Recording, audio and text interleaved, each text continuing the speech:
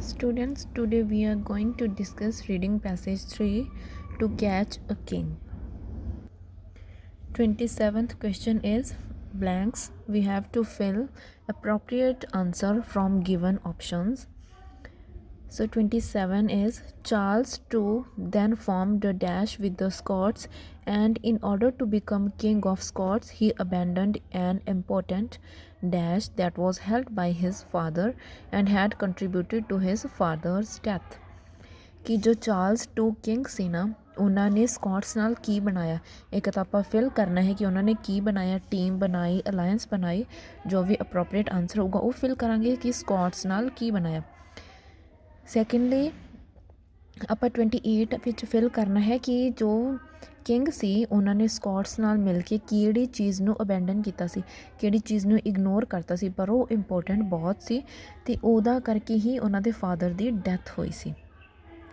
Okay, ਸੋ ਆਪਾਂ ਨੂੰ passage ਦੀ beginning ਵਿੱਚ ਹੀ ਆਨਸਰ ਮਿਲਦਾ ਹੈ ਕਿ ਜੋ 5th ਲਾਈਨ ਹੈ, after his father was executed by the parliamentarian in 1649 the young Charles II sacrificed one of the very principle his father had died for।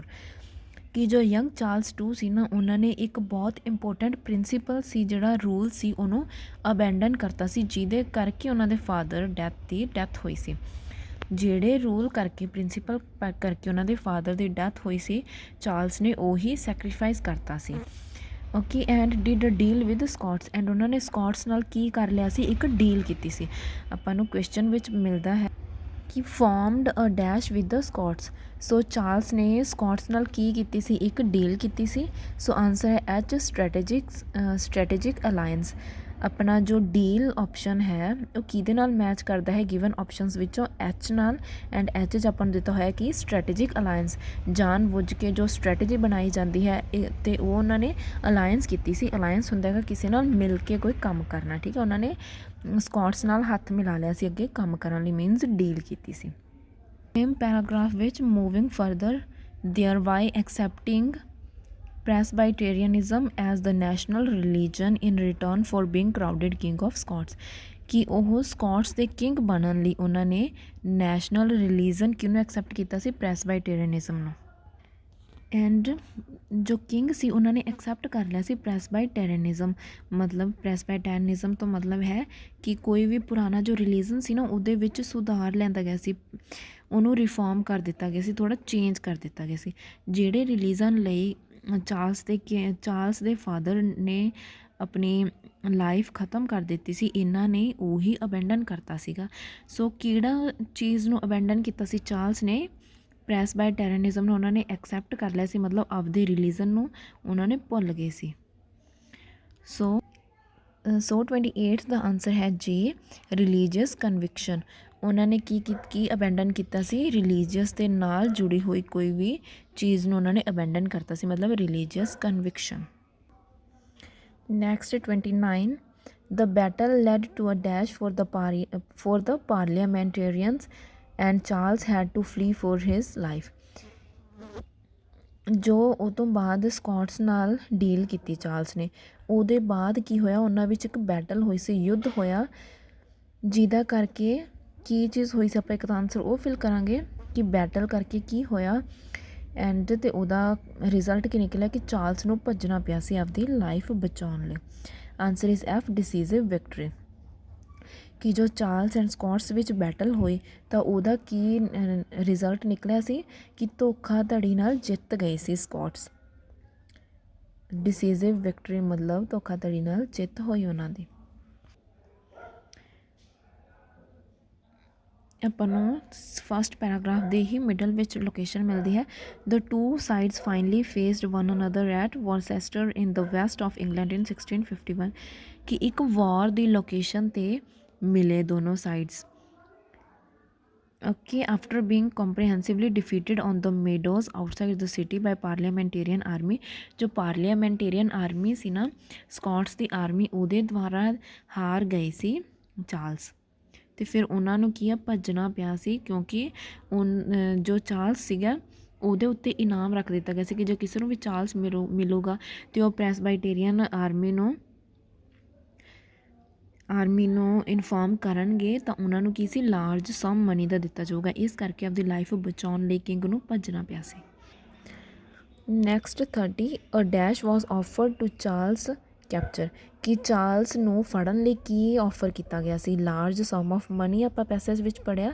So answer is B, ਕਿ ਬਹੁਤ ਵੱਡਾ reward ਹੈ ਜਿਹੜਾ ਉਹ ਦਿੱਤਾ ਗਿਆ ਸੀ, ਕਿ ਇਨਾਮ ਦਿੱਤਾ ਜਾਊਗਾ ਜੋ ਵੀ ਚਾਰਲਸ ਬਾਰੇ ਇਨਫੋਰਮ ਕਰੂਗਾ। ਨੈਕਸਟ ਹੈ 31st question, but after 6 weeks spent in yielding, ਕਿ ਜਦੋਂ 6 ਵੀਕ ਹੈ ਉਹਨੇ ਚਾਰਲਸ ਹਾਈਡ ਹੋ ਕੇ ਰਹੇ, 6 ਵੀਕ ਐਵੇਂ ਨਿਕਲ ਗਏ ਭੱਜਾ ਭਜਾਈ ਵਿੱਚ।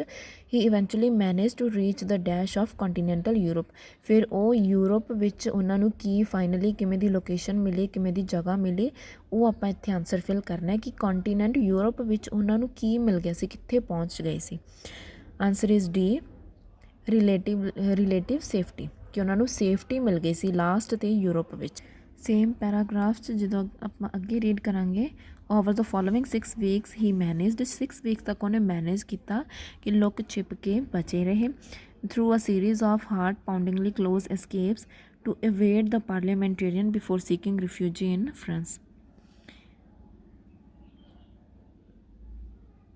ਉਦੋਂ ਬਾਅਦ ਅਗਲੇ 9 ਸਾਲ ਲਈ ਜੋ ਚਾਰਲਸ ਸੀਗੇ ਉਹ ਕਿਹਨਾਂ ਨਾਲ ਘੁੰਮਦੇ ਰਹੇ ਸੀ ਯੂਰਪ ਵਿੱਚ, ਉਹ ਘੁੰਮੇ ਇੱਕ ਛੋਟੇ ਜਿਹੇ ਲੋਇਲ ਸਪੋਰਟਰਸ ਨਾਲ, ਮਤਲਬ ਉਹਨਾਂ ਨੂੰ ਲੋਇਲ ਸਪੋਰਟਰ ਮਿਲ ਗਏ ਸੀ ਜਿਨ੍ਹਾਂ ਨਾਲ ਉਹਨਾਂ ਨੇ 9 ਸਾਲ ਕੱਢੇ। ਮਤਲਬ ਕੀ ਸੀ, ਉਹਨਾਂ ਨੂੰ ਸੇਫ ਹੈਲਪਰ ਮਿਲ ਗਏ ਸੀ, ਸਪੋਰਟਰ ਮਿਲੇ ਸੀ, ਉਹ ਕੀ safety. So answer is safety. Next 32 question is, Charles chose Pepys for the task because he considered him to be trustworthy. 32 question ਦੀ ਸੈਂਸ ਨਿਕਲਦੀ ਹੈ ਕਿ ਚਾਰਲਸ ਨੇ ਪੈਪਸੀਜ਼ ਨੂੰ ਚੂਜ਼ ਕੀਤਾ ਸੀਗਾ ਟਾਸਕ ਲਈ ਕਿਉਂਕਿ ਉਹਨਾਂ ਨੂੰ ਲੱਗਦਾ ਸੀ ਕਿ ਉਹ ਟਰਸਟ ਵਰਥੀ ਨੇ, ਬਟ ਆਪਾਂ ਨੂੰ ਐਵੇਂ ਦੀ ਇਨਫੋਰਮੇਸ਼ਨ ਪੈਰਾਗ੍ਰਾਫ ਵਿੱਚ ਕਿਤੇ ਵੀ ਨਹੀਂ ਮਿਲਦੀ। So answer is not given. Next 33rd, Charles personal recollection of the escape lacked sufficient detail, ਕਿ ਜੋ ਚਾਰਲਸ ਨੇ ਆਪਦੀ ਪਰਸਨਲ ਰਿਕੋਲੈਕਸ਼ਨ ਦੱਸੀ ਹੈ ਕਿ ਕਿਵੇਂ ਭੱਜੇ, ਕਿੱਥੋਂ ਕਿਵੇਂ ਗਏ ਸੀ, ਸਾਰੇ ਪਰਸਨਲ ਡਿਟੇਲ ਦਿੱਤੀ ਹੈ, ਉਹਦੇ ਵਿੱਚ ਪੂਰੀ ਪ੍ਰੋਪਰ ਡਿਟੇਲ ਨਹੀਂ ਹੈ।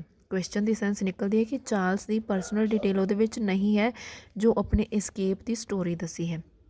ਪੈਸੇਜ ਦਾ ਸੈਕਿੰਡ ਪੈਰਾਗ੍ਰਾਫ ਹੈ ਜੋ ਉਹਦੇ ਆਪਾਂ ਨੂੰ ਮਿਡਲ 'ਚ ਲੋਕੇਸ਼ਨ ਮਿਲਦੀ ਹੈ। Over 2-3 hour sittings the king related to him in great detail his personal recollections of the 6 weeks he had spent as a fugitive, ਕਿ ਜੋ 2-3 ਘੰਟੇ ਕਿੰਗ ਨੇ ਬੈਠ ਕੇ ਡਿਸਕਸ ਕੀਤੀ ਹੈ ਆਪਣੀ ਐਸਕੇਪ ਦੀ ਸਟੋਰੀ, ਉਹਦੇ ਵਿੱਚ ਉਹਨਾਂ ਨੇ ਗ੍ਰੇਟ ਡਿਟੇਲ ਦਿੱਤੀ ਹੈ, ਪਰਸਨਲ ਰੀਕਲੈਕਸ਼ਨਸ ਦੀ ਗ੍ਰੇਟ ਡਿਟੇਲ ਦਿੱਤੀ ਹੈ ਉਹਨਾਂ ਨੇ, ਕਿ ਉਹਨਾਂ ਨੇ ਕਿਵੇਂ 6 ਵੀਕਸ ਸਪੈਂਡ ਕੀਤੇ ਹੈ ਇੱਕ ਫਿਊਜੀਟਿਵ ਦੀ ਤਰ੍ਹਾਂ, ਮਤਲਬ ਇਹ ਉਹਨਾਂ ਨੇ ਲੁੱਕ ਛਿਪ ਕੇ ਹਾਈਡ ਹੋ ਕੇ ਕਿਵੇਂ 6 ਵੀਕ ਟਿਪਾਏ, ਉਹਦੀ ਪਰਸਨਲ ਰਿਕਲੈਕਸ਼ਨ ਦੀ ਉਹਨਾਂ ਨੇ ਪੂਰੀ ਡਿਟੇਲ ਦਿੱਤੀ ਹੈ। ਬਟ ਕੁਐਸਚਨ 'ਚ ਆਪਾਂ ਨੂੰ ਕਿਹਾ ਗਿਆ ਕਿ ਉਹਨਾਂ ਨੇ ਗ੍ਰੇਟ ਡਿਟੇਲ ਨਹੀਂ ਦਿੱਤੀ। ਸੋ question and passage the information ਹੈ ਜਿਹੜੀ ਉਹ ਕੀ ਹੈ, ਕੰਟਰਾਡਿਕਟ ਕਰਦੀ ਹੈ। ਸੋ ਆਪਣਾ answer is no. Next 34th question, Charles indicated to Pepys that he had planned his escape before the battle, Charles ਨੇ ਪੈਪਸੀਜ਼ ਨੂੰ ਇਹ ਦੱਸਿਆ ਕਿ ਉਹਨਾਂ ਨੇ ਪਲਾਨ ਕੀਤਾ ਸੀ ਆਪਦਾ ਐਸਕੇਪ, ਕਿ ਉਹ ਭੱਜ ਜਾਣਗੇ ਬੈਟਲ ਤੋਂ ਪਹਿਲਾਂ ਹੀ। ਚਾਰਲਸ ਨੇ ਸਭ ਕੁਝ ਪਲਾਨ ਕੀਤਾ ਹੋਇਆ ਸੀ ਕਿ ਮੈਂ ਇਹ ਕੰਟਰੀ ਛੱਡ ਕੇ, ਆਪਣਾ ਕਿੰਗਡਮ ਛੱਡ ਕੇ ਚਲਾ ਜਾਊਂਗਾ, ਇਹ ਉਹਨਾਂ ਨੇ ਚਾਰਲਸ ਨੇ ਪੈਪਸੀਜ਼ ਨੂੰ ਦੱਸਿਆ ਹੈ। But answer is no. Same paragraph second, after the battle was so absolutely lost as to be beyond hope of recovery. ਹੁਣ ਇੱਥੇ ਚਾਰਲਸ ਕਹਿ ਰਹੇ ਨੇ ਕਿ ਬੈਟਲ ਹੈ, ਜੋ ਲੜਾਈ ਹੋਈ ਸੀ ਉਹ ਇੰਨੇ ਬੁਰੇ ਤਰੀਕੇ ਨਾਲ ਹੋਈ ਸੀ ਕਿ ਉਹ ਬਿਲਕੁਲ ਮਤਲਬ ਕਿ ਜੋ ਚਾਰਲਸ ਹੈ ਉਹਨਾਂ ਨੂੰ ਉਮੀਦ ਹੀ ਨਹੀਂ ਸੀ ਕਿ ਉਹ ਕਦੇ ਇਸ ਚੀਜ਼ ਤੋਂ ਰਿਕਵਰ ਕਰ ਪਾਉਣਗੇ, ਕਿ ਵਾਪਸ ਉਹ ਪਹਿਲਾਂ ਦੀ ਤਰ੍ਹਾਂ ਲਾਈਫ 'ਚ ਆਉਣਗੇ ਜਾਂ ਫਿਰ ਉਹ ਐਵੇਂ ਆਪਣਾ ਕਿੰਗਡਮ ਸੈੱਟ ਕਰ ਸਕਣਗੇ। ਜੋ ਉਹਨਾਂ ਦਾ ਰਿਕਵਰੀ, ਉਹਨਾਂ ਨੂੰ ਬਿਲਕੁਲ ਵੀ ਹੋਪ ਨਹੀਂ ਸੀ ਰਿਕਵਰੀ ਦੀ, ਮਤਲਬ ਕਿ ਜੋ ਬੈਟਲ ਹੈ ਉਹ ਬੁਰੀ ਤਰ੍ਹਾਂ ਹਾਰ ਚੁੱਕੇ ਸੀ। ਇਹਦਾ ਮਤਲਬ ਕਿ ਉਹਨਾਂ ਨੇ ਬਿਲਕੁਲ ਪ੍ਰਿਪਰੇਸ਼ਨ ਨਹੀਂ ਕੀਤੀ ਸੀ ਬੈਟਲ ਦੇ, ਉਹਨਾਂ ਨੇ ਸੋਚਿਆ ਵੀ ਨਹੀਂ ਸੀ ਕਿ ਐਵੇਂ ਦੀ ਕੋਈ ਬੈਟਲ ਹੋ ਸਕਦੀ ਹੈ। I begin to think of the best way of saving myself, ਅਤੇ ਉਸ ਟਾਈਮ ਜੋ ਉਹਨਾਂ ਨੇ ਇੱਕ ਚੀਜ਼ ਧਿਆਨ 'ਚ ਸੀ ਉਹੀ ਸੀ ਕਿ ਮੈਂ ਆਪਣੇ ਆਪ ਨੂੰ ਕਿਵੇਂ ਬਚਾ ਸਕਦਾ। ਸੋ ਇੱਥੋਂ ਆਪਾਂ ਨੂੰ ਪੈਸੇਜ ਤੋਂ ਇਹ ਸੈਂਸ ਮਿਲਦੀ ਹੈ ਕਿ ਉਹਨਾਂ ਨੂੰ ਬੈਟਲ ਦਾ ਬਿਲਕੁਲ ਵੀ ਅੰਦਾਜ਼ਾ ਨਹੀਂ ਸੀ ਕਿ ਐਵੇਂ ਕੁਝ ਹੋ ਸਕਦਾ ਹੈ। ਜੇਕਰ ਉਹਨਾਂ ਨੂੰ ਪਤਾ ਹੁੰਦਾ ਤਾਂ ਫਿਰ ਹੀ ਉਹਨਾਂ ਨੇ ਆਪਣੀ ਐਸਕੇਪ ਦੀ ਕੋਈ ਪਲੈਨਿੰਗ ਕਰਨੀ ਸੀ ਨਾ, ਪਰ ਉਹਨਾਂ ਨੂੰ ਬਿਲਕੁਲ ਐਵੇਂ ਦੀ ਕੋਈ ਨੌਲੇਜ, ਕੋਈ ਸੈਂਸ ਫੀਲਿੰਗ ਨਹੀਂ ਸੀ। So answer is no. Next, 35th question. The inclusion of Charles' account is a positive aspect of the book. ਕਿ ਜੋ ਚਾਰਲਸ ਬਾਰੇ ਬੁੱਕ ਵਿੱਚ ਲਿਖਿਆ ਗਿਆ ਹੈ, ਚਾਰਲਸ ਦੇ ਕਰੈਕਟਰ ਨੂੰ ਇਨਕਲੂਡ ਕੀਤਾ ਗਿਆ ਹੈ, ਇਹ ਬੁੱਕ ਦਾ ਇੱਕ ਪੋਜ਼ੀਟਿਵ ਫੀਚਰ ਹੈ, ਪੋਜ਼ੀਟਿਵ ਕਰੈਕਟਰਿਸਟਿਕ ਹੈ ਜਾਂ ਪੋਜ਼ੀਟਿਵ ਪਾਰਟ ਹੈ, ਆਪਾਂ ਇਹ ਕਹਿ ਸਕਦੇ ਹਾਂ। Okay, so answer is yes. So next paragraph ਵਿੱਚ ਦੇਖੋ ਆਪਾਂ ਨੂੰ ਡਿਟੇਲ ਮਿਲਦੀ ਹੈ ਕਿ one of the joys of Spencer's book, ਜੋ ਸਪੈਂਸਰ ਨੇ ਬੁੱਕ ਲਿਖੀ ਹੈ ਉਹਦੀ ਸਾਰਿਆਂ ਨਾਲੋਂ ਵਧੀਆ ਗੱਲ ਕੀ ਹੈ ਕਿ ਉਹਦੇ ਵਿੱਚ ਚਾਰਲਸ ਬਾਰੇ ਗੱਲ ਕੀਤੀ ਗਈ ਹੈ, ਪੂਰਾ ਚਾਰਲਸ ਦਾ ਨੈਰੇਟਿਵ ਦੱਸਿਆ ਗਿਆ ਹੈ ਅਤੇ ਉਹਨਾਂ ਦੇ ਸਪੋਰਟਰਸ ਦਾ, ਕਿਵੇਂ ਉਹਨਾਂ ਨੇ ਹਰ ਦਿਨ ਆਪਣਾ ਕੱਢਿਆ ਫਿਊਜੀਟਿਵ ਦੀ ਤਰ੍ਹਾਂ। ਅਤੇ ਜਦੋਂ ਵੀ ਆਪਾਂ ਉਹਨਾਂ ਦੀ ਇਹਨਾਂ ਇੰਸੀਡੈਂਟਸ ਨੂੰ ਪੜ੍ਹਦੇ ਹਾਂ ਤਾਂ ਰੀਡਰ ਹੋਰ ਕਲੋਜ਼ ਆ ਜਾਂਦੇ ਕਿ ਕਿਵੇਂ ਸਭ ਕੁਝ ਹੈਪਨ ਹੋਇਆ ਹੋਊਗਾ, ਕਿਵੇਂ ਉਹਨਾਂ ਨੇ ਐਕਸ਼ਨਸ ਲਏ ਹੋਣਗੇ।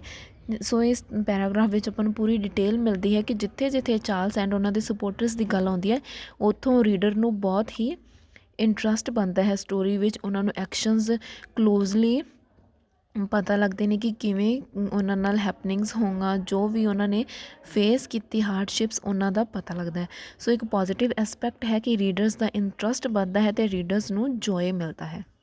So that's why our answer of 35th question is yes, because sense of question 35th and of passage is same, because Charles' account or Charles' introduction in book is a positive aspect. Everybody get closely related to his actions and hardships that they faced. So next question is 36. What is the review's main purpose in the first paragraph? First paragraph reviewers the main purpose Ki C? Answer is B, to give an account of the circumstances leading to Charles II's escape.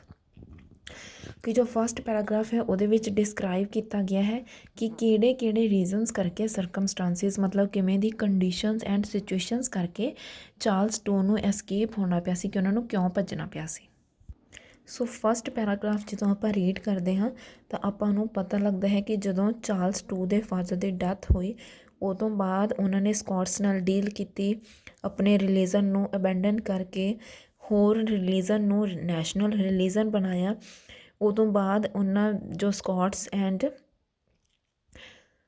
Charles ਸੀਗੇ ਉਹਨਾਂ ਵਿੱਚ ਇੱਕ battle ਹੋਈ, ਫਿਰ ਉਹਦੇ ਵਿੱਚ ਉਹ ਬੁਰੀ ਤਰ੍ਹਾਂ ਹਾਰ ਗਏ ਚਾਰਲਸ, ਫਿਰ ਉਹਨਾਂ ਨੂੰ ਐਸਕੇਪ ਕਰਨਾ ਪਿਆ। ਸੋ ਸਾਰੀ ਸਿਚੁਏਸ਼ਨਸ ਹੈ ਜੋ ਸਰਕਮਸਟਾਂਸਿਸ ਨੇ ਕਿ ਕਿਵੇਂ ਕਿਵੇਂ ਦੀਆਂ ਸਿਚੁਏਸ਼ਨਸ ਹੋਊਗਾ ਜਿਨ੍ਹਾਂ ਕਰਕੇ ਚਾਰਲਸ ਨੂੰ ਐਸਕੇਪ ਕਰਨਾ ਪਿਆ। Next 37th question. Why does the reviewer include example of the fugitives behavior in the third paragraph? ਕਿ ਥਰਡ ਪੈਰਾਗ੍ਰਾਫ ਵਿੱਚ ਫਿਊਜੀਟਿਵ ਬਿਹੇਵੀਅਰ ਦੀ ਗੱਲ ਕੀਤੀ ਗਈ ਹੈ, ਰਿਵਿਊਅਰ ਨੇ ਉਹ ਐਗਜ਼ਾਮਪਲ ਕਿਉਂ ਯੂਜ਼ ਕੀਤਾ ਹੈ? So answer is C, to illustrate how the events of the 6 weeks are brought to life. ਕਿ 6 ਵੀਕ ਵਿੱਚ ਜੋ ਜੋ ਹਾਰਡਸ਼ਿਪਸ ਚਾਰਲਸ ਨੇ ਫੇਸ ਕੀਤੀਆਂ ਉਹ ਤੋਂ ਬਾਅਦ ਉਹ ਫਿਰ ਵੀ ਕਿਵੇਂ ਦੁਬਾਰਾ ਮਤਲਬ ਨਿਊ ਲਾਈਫ ਉਹਨਾਂ ਨੇ ਬਿਗਿਨ ਕੀਤੀ, ਕਿਵੇਂ ਉਹ ਬਚ ਗਏ ਉਹਨਾਂ 6 ਵੀਕਸ ਵਿੱਚ, ਕੀ ਕੁਝ ਫੇਸ ਕੀਤਾ ਅਤੇ ਫਿਰ ਤੋਂ ਲਾਈਫ ਬਿਗਿਨ ਕੀਤੀ। ਓਕੇ, ਸੈਕਿੰਡ ਪੈਰਾਗ੍ਰਾਫ ਵਿੱਚ ਡਿਸਕਰਾਈਬ ਕੀਤਾ ਗਿਆ ਹੈ ਕਿ ਕਿਵੇਂ ਐਸਕੇਪ ਕੀਤਾ ਚਾਰਲਸ ਐਂਡ ਉਹਨਾਂ ਦੇ ਸਪੋਰਟਰਸ ਨੇ, ਉਹਨਾਂ ਦੇ ਹੈਲਪਰਸ ਨੇ, ਜਦੋਂ ਉਹਨਾਂ ਨੂੰ ਬਿਲਕੁਲ ਵੀ ਹੋਪ ਨਹੀਂ ਸੀ ਕਿ ਉਹ ਰਿਕਵਰ ਕਰ ਪਾਉਣਗੇ ਉਸ ਬੈਟਲ 'ਚੋਂ ਐਂਡ ਉਹ ਕਿ ਆਪਣੀ ਲਾਈਫ ਬਿਗਿਨ ਕਰ ਪਾਉਣਗੇ ਜਾਂ ਬਚ ਸਕਣਗੇ, ਤਾਂ ਫਿਰ ਵੀ ਉਹਨਾਂ ਨੇ ਕਿਵੇਂ ਆਪਣੀ ਲਾਈਫ ਸ਼ੁਰੂ ਕੀਤੀ। ਉਹਨਾਂ ਨੇ ਸੋਚਣਾ ਸ਼ੁਰੂ ਕੀਤਾ ਕਿ ਕਿਵੇਂ ਮੈਂ ਦੁਬਾਰਾ ਤੋਂ ਕਿਵੇਂ ਮੈਂ ਬਚ ਕੇ ਆਪਣੀ ਲਾਈਫ ਦੁਬਾਰਾ ਸ਼ੁਰੂ ਕਰ ਸਕਦਾ। ਸੋ ਆਪਾਂ ਨੂੰ ਫਿਊਜੀਟਿਵ ਤੋਂ ਇਹੀ ਸੈਂਸ ਪਤਾ ਲੱਗਦੀ ਹੈ ਕਿ 6 ਵੀਕ ਵਿੱਚ ਉਹਨਾਂ ਨੇ ਕਿਵੇਂ ਸਫ਼ਰ ਕੀਤਾ ਅਤੇ ਆਪਣੀ ਲਾਈਫ ਦੁਬਾਰਾ ਤੋਂ ਸ਼ੁਰੂ ਕੀਤੀ। Next 38th question. What point does the reviewer make about Charles II in the 4th paragraph? ਕਿ 4th ਪੈਰਾਗ੍ਰਾਫ ਵਿੱਚ ਚਾਰਲਸ II ਬਾਰੇ ਕੀ ਗੱਲ ਕੀਤੀ ਗਈ ਹੈ? Answer is A, he choose to celebrate what was essentially a defeat. ਕਿ ਰਿਵਿਊਅਰ ਕਹਿ ਰਹੇ ਨੇ ਕਿ ਚਾਰਲਸ ਟੂ ਨੇ ਆਪਣੀ ਹਾਰ ਨੂੰ ਸੈਲੀਬ੍ਰੇਟ ਕੀਤਾ। ਜਿਹੜੀ ਚੀਜ਼ ਹਾਰ ਸੀ ਉਹਦੀ ਮਤਲਬ ਡਿਫੀਟ ਬਣ ਚੁੱਕੀ ਸੀ, ਉਹਨੂੰ ਹੀ ਚਾਰਲਸ ਨੇ ਸੈਲੀਬ੍ਰੇਟ ਕੀਤਾ। ਮਤਲਬ ਆਪਣੀ ਹਾਰ ਵਿੱਚੋਂ ਵੀ ਉਹਨੇ ਪੋਜ਼ੀਟਿਵ ਪੁਆਇੰਟਸ ਲੱਭੇ, ਨਾ ਕਿ negatives. So, fourth paragraph, this makes it all the more interesting that Charles too himself loved the story so much ever after। ਕਿ ਦੇਖੋ ਕਿਹੜੀ ਚੀਜ਼ ਇੰਟਰਸਟਿੰਗ ਬਣਾਉਂਦੀ ਹੈ ਕਿ ਜੋ ਚਾਰਲਸ ਟੂ ਸੀ ਨਾ, ਉਹਨਾਂ ਨੇ ਖੁਦ ਹੀ ਆਪਦੀ ਸਟੋਰੀ ਨੂੰ ਬਹੁਤ ਜ਼ਿਆਦਾ ਪਿਆਰ ਦਿੱਤਾ। ਜਿਹੜੀ ਚੀਜ਼ ਉਹਨਾਂ ਦੀ ਹਾਰ ਸੀਗੀ, ਉਹਨਾਂ ਦੀ ਹਾਰ ਜੋ ਬੈਟਲ ਬਾਰੇ ਸਟੋਰੀਜ਼ ਛਪ ਰਹੀਆਂ ਸੀ, ਉਹਨਾਂ 'ਚੋਂ ਨੈਗੇਟਿਵ ਪੁਆਇੰਟਸ ਲੱਭਣ ਦੀ ਬਜਾਏ ਜਾਂ ਖੁਦ ਡਿਪਰੈਸ਼ਨ 'ਚ ਜਾਣ ਦੀ ਬਜਾਏ ਕਿ ਮੇਰੇ ਨਾਲ ਇਹ ਸਭ ਹੋਇਆ ਹੈ, ਚਾਰਲਸ ਨੇ ਆਪਦੀ ਡਿਫੀਟ ਨੂੰ ਬਾਰ-ਬਾਰ ਪੜ੍ਹਨਾ, ਲੋਕਾਂ ਨੂੰ ਸੁਣਾਉਣਾ ਸ਼ੁਰੂ ਕੀਤਾ। ਉਹਨਾਂ ਨੇ ਕੀ ਕੀਤਾ, ਆਪਣੀ ਹਾਰ ਨੂੰ ਸੈਲੀਬ੍ਰੇਟ ਕੀਤਾ ਕਿ ਹਾਂ ਜੇ ਮੇਰੇ ਨਾਲ ਇਹ ਚੀਜ਼ ਹੋਈ ਤਾਂ ਮੈਂ ਇਹ 'ਚੋਂ ਕੀ ਕੁਛ ਸਿੱਖਿਆ ਹੈ। ਉਹਨਾਂ ਪੁਆਇੰਟਸ ਨੂੰ ਅੱਗੇ ਰੱਖਿਆ ਕਿ ਕਿਵੇਂ ਮੈਂ ਆਪਣੀ ਲਾਈਫ ਦੁਬਾਰਾ ਬਿਗਨ ਕੀਤੀ, ਕਿਵੇਂ ਸਭ ਕੁਝ ਫੇਸ ਕੀਤਾ। ਓਕੇ, ਸਾਰੀਆਂ ਸਰਕਮਸਟੈਂਸਿਸ ਤੋਂ ਆਪਾਂ ਨੂੰ ਪਤਾ ਲੱਗਦਾ ਹੈ ਕਿ ਚਾਰਲਸ ਹੈ ਜਿਹੜੇ ਉਹਨਾਂ ਨੇ ਆਪਦੀ ਹਾਰ ਸੀ ਜਿਹੜੀ ਉਹਨਾਂ ਦੀ, ਉਹਨੂੰ ਸੈਲੀਬ੍ਰੇਟ ਕੀਤਾ। 39th, what does the reviewer say about Charles Spencer in the 5th paragraph? Answer is B, he takes an unbiased approach to the subject matter। कि जो रिव्यूअर है वो अनबाइस्ड अप्रोच लेके चलते हैं subject. So 5th paragraph, he has even handed means वो किसी equality लैके चल रही सी। उन्होंने कुछ बाइसिंग नहीं की। बाइसिंग का मतलब होंदा है डिफरेंशिएट करना। ओके, उन्होंने कुछ भी डिफरेंशिएट नहीं किया, इवनली लैके चले सब चीज़ नूं for both fugitive king and the fires republican regime that hunted him. एक ਤਾਂ ਜੋ उधर एडमिनिस्ट्रेशन सी ਸਕਾਟਲੈਂਡ ਵਿੱਚ, ਉਹਨਾਂ ਨੂੰ ਐਂਡ ਕਿੰਗ ਨੂੰ ਉਹ ਈਵਨ ਹੈਂਡਡ ਲੈ ਕੇ ਚੱਲੇ, ਕੋਈ ਵੀ ਡਿਸਕ੍ਰਿਮੀਨੇਸ਼ਨ ਨਹੀਂ ਕੀਤੀ।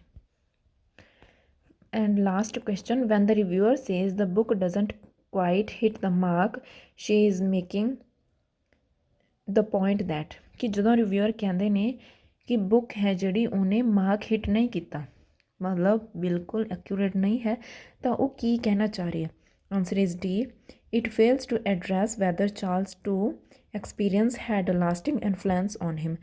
ਤਾਂ ਰਿਵਿਊਅਰ ਕਹਿਣਾ ਚਾਹ ਰਹੇ ਨੇ ਕਿ ਬੁੱਕ ਨੇ ਪ੍ਰੋਪਰਲੀ ਲਾਸਟ ਵਿੱਚ ਇਹ ਚੀਜ਼ ਨਹੀਂ ਦੱਸੀ ਕਿ ਜੋ ਕੁਛ ਵੀ ਚਾਰਲਸ ਨੇ ਫੇਸ ਕੀਤਾ, ਉਹਨਾਂ ਸਰਕਮਸਟੈਂਸਿਸ ਦਾ ਚਾਰਲਸ 'ਤੇ ਪੋਜ਼ੀਟਿਵ ਇਫੈਕਟ ਪਿਆ ਕਿ